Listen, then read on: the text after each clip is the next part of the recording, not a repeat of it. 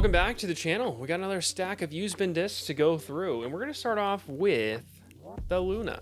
So this is like the Starry Night Luna. It's got a bunch of sparkle, like glitter inside the Z plastic, which gives it a really cool look. This is like I don't know if it's like Midnight Z if all of these were, but this stamp combo, this is so clean.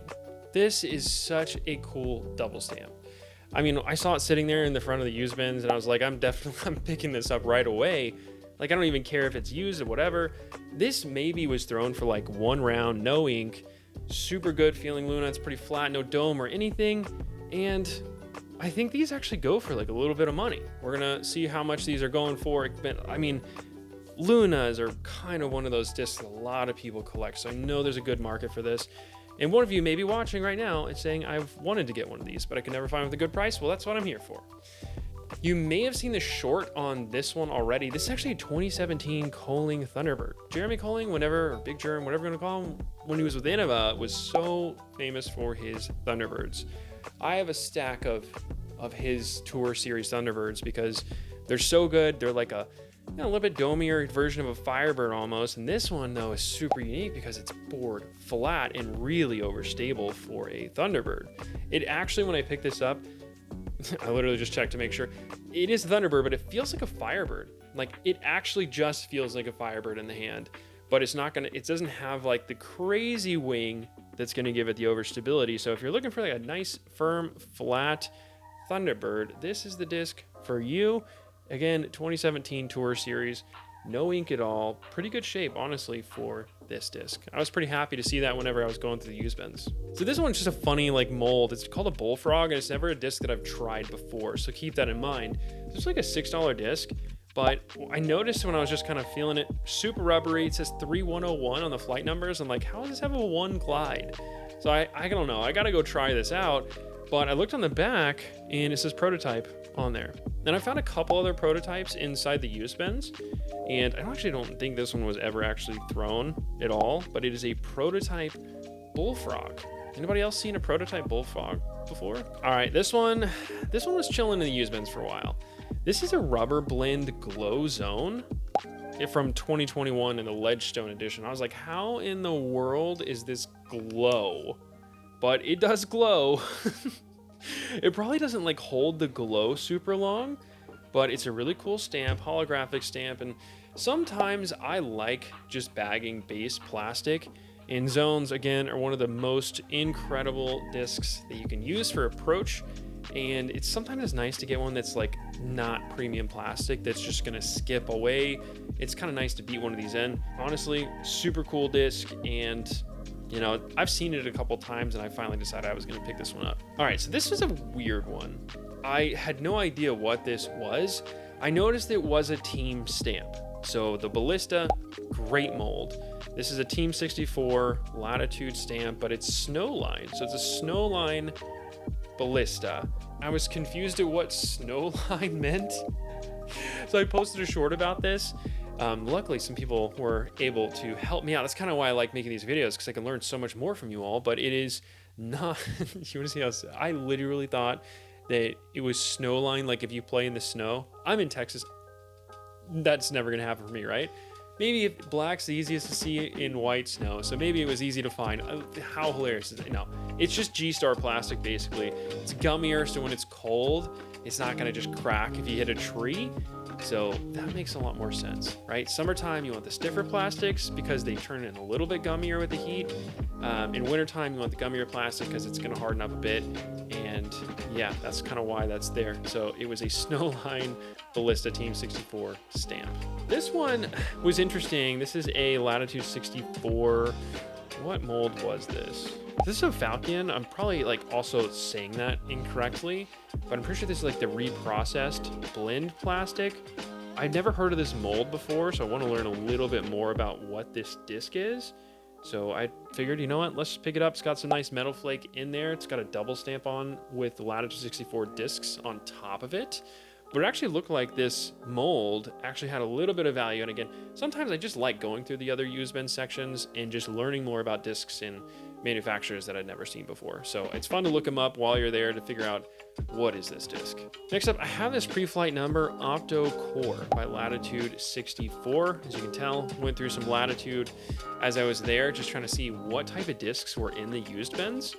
So this is what I ended up walking away with, just a Opto Core, and an interesting, feels like it would be a pretty understable disc, but I'm going to go give it a throw.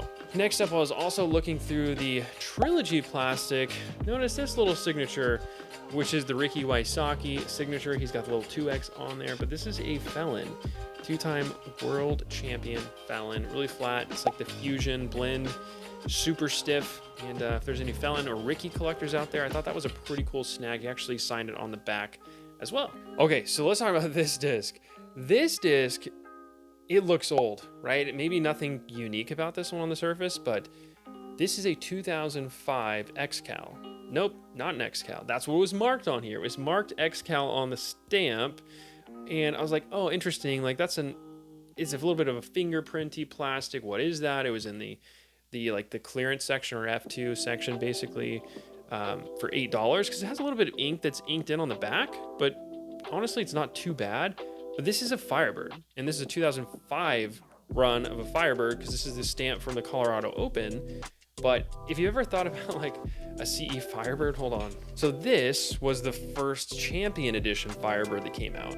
As you can see, also in the middle of a tournament, this thing shattered. So that was a real bummer, as I played up in Arkansas last year. Kind of like the legendary CE edition of the Firebird. Same thing happened with my Eagle. Those discs, I would not be throwing discs that the Champion Edition looks like this. Okay, seriously, be careful. The 2003 ones, they all crack just like this. The 2005 run of CE plastic, super gummy. This disc, it still has a ton of life left. Feels super good. So this is like one of the earliest Champion Firebirds you could actually bag if you wanted like a really cool older Firebird for your bag. I bet this thing is an absolute beefcake. It was just so cool to have like one of the first editions that actually was good. Alex Replay was telling me the 2006, 2007 Champion Firebirds also had a bunch of cracking issues, but for some reason 2005 looks like they had it dialed in. So that is, for me, one of the cooler pickups, just because Firebird is like one of my, if not like my favorite mold of all time. And finding one from like the really early days that won't crack on me like this was pretty cool. Just wish it was in blue though. Next up, I have a Discraft Express extra long range driver, which is funny because this feels like it's like a 8-speed max. So this one is pre-flight number. Again, you can tell there's no flight numbers on there. Pre-2009. It was a $5 find, and it feels really good. Still in really good condition.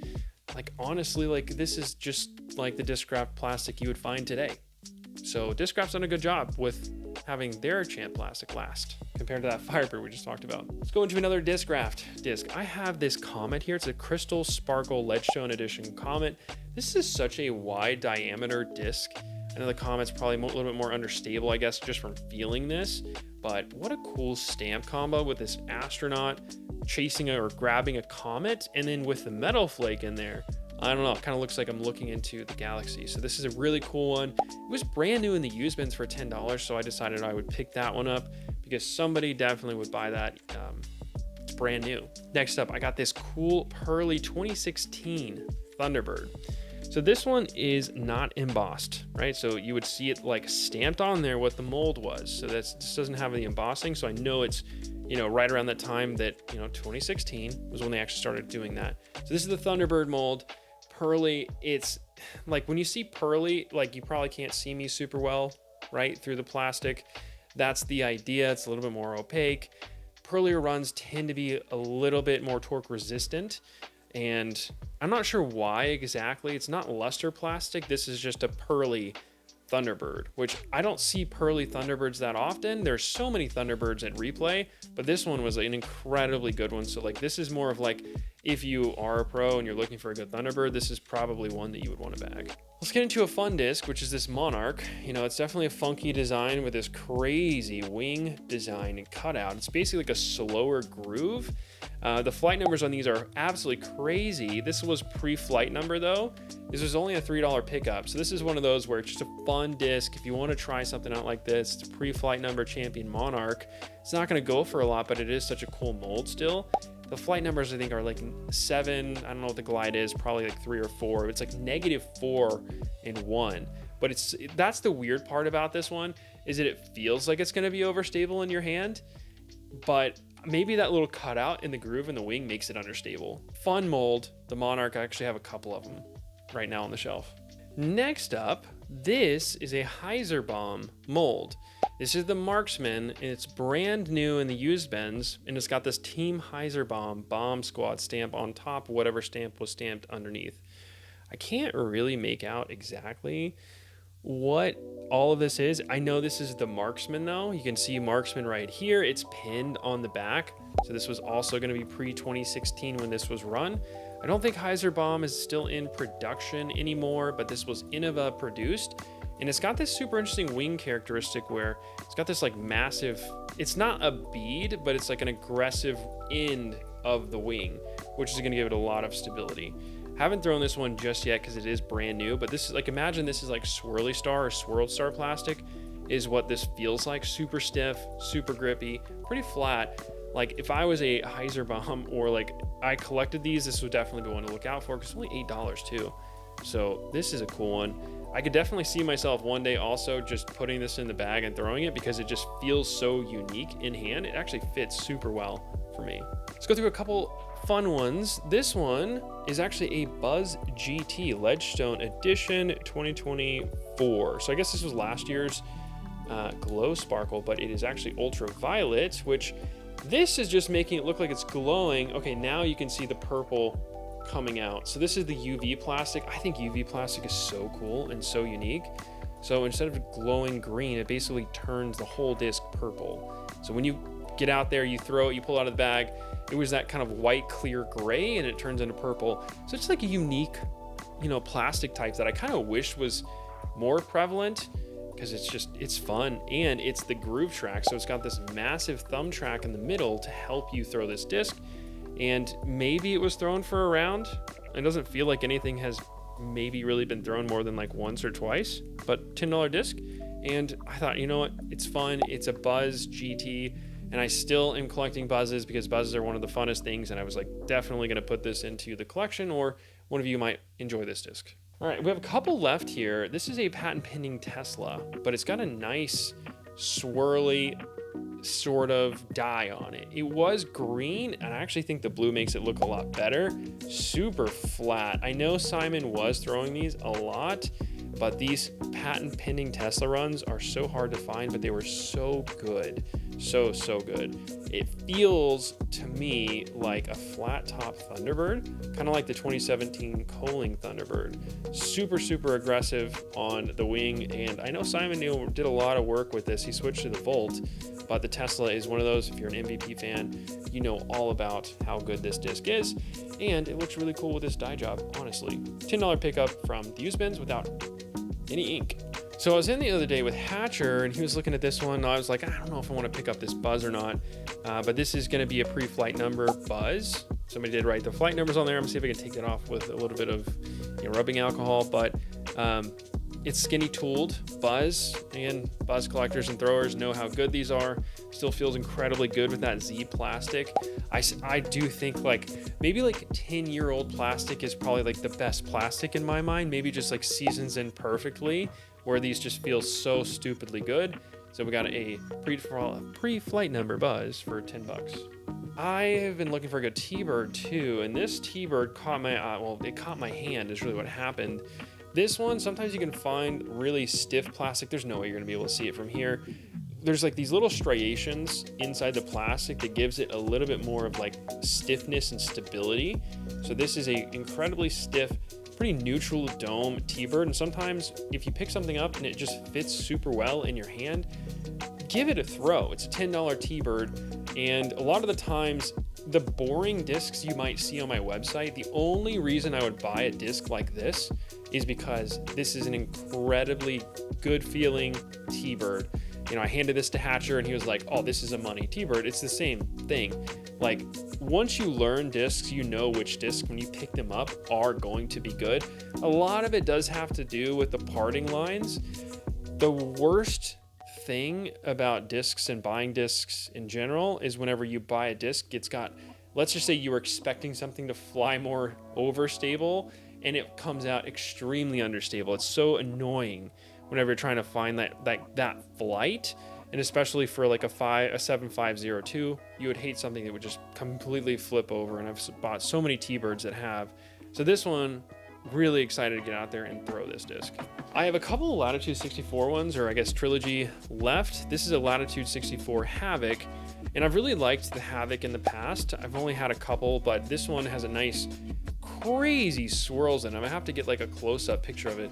It's almost like on the back, it's just like this arrow that like constantly points around. It just looks so cool with how this came out with like the pink and the purple. Again, not sure how it's going to come off with all this lighting, but really, really cool looking pre-flight number disc from Latitude 64. And then this is one I'd never seen before. It was a Gavvel. So I'd never heard of the Gavvel. I think it's an out of production mold, and it just looked so cool with the blue and the gold holographic stamp. It's like a 2018 Junior World Championships disc. So I was like, cool, never seen this mold, never thrown a Gavvel before, so we might give that a throw. And that's really the last disc that I ended up picking up in this set of used bin discs. I'll give you an update on where we're standing with profit here. And yeah, if you want to get any of these discs, of course, they're on my website, cottoncandydiscgolf.com. So that's where we're sitting today, is we're at $1,454 in profit. That is a crazy amount. We've already gotten about halfway towards the next $1,000 mark, but the overall goal is going to be $5,000. That's when I think we can start to dip our toes into plastic injection molding and start thinking about what our first disc is going to be. Thanks for joining along the journey. It's always fun to look through the used bins and see what kind of unique and cool discs we can find, make some content about them. And we actually recorded a used bin round where Hatcher and I picked out the 5 coolest discs from my collection, as he's been helping me list everything. I am so glad I hired Hatcher to help me out. So stay tuned for that one. I appreciate all the support, and I'll catch you guys in the next video, probably tomorrow.